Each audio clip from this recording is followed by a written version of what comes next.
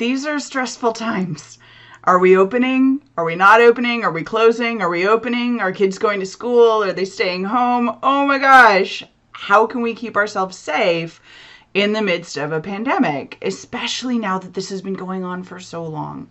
And it's really been wearing on a lot of us as we want to get back to a normal way of being.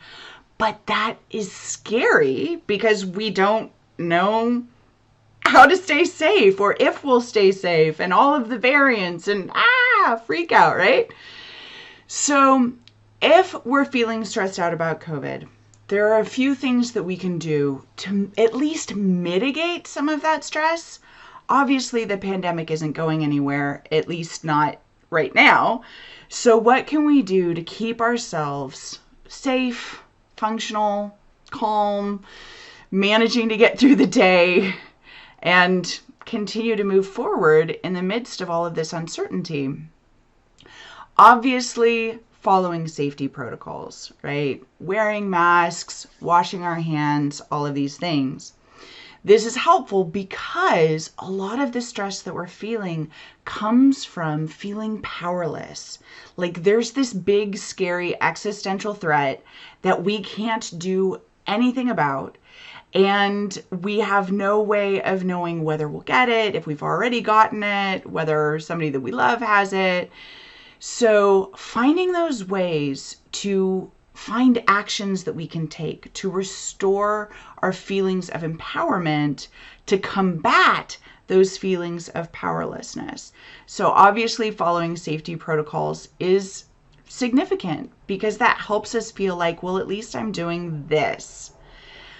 Also, keeping our immune systems boosted by getting good rest, insofar as we're able, right? Stress and anxiety can impact our ability to get good sleep, but soothing and calming our nervous system combats those feelings of insomnia, which lets us get good rest, which boosts our immune system, which potentially prevents us from getting at least too sick, right? It's hard to know, but in all of my conversations with doctors and immunologists, they say, keep your immune system boosted, make sure that you're getting hydration, good nutrition, good rest, and that's a significant action that you can take, again, so that you're feeling empowered in the face of all of this that's going on. And the other piece that I would add is honor your feelings. If you find yourself in a situation that is uncomfortable to you, speak up about it. Take that action.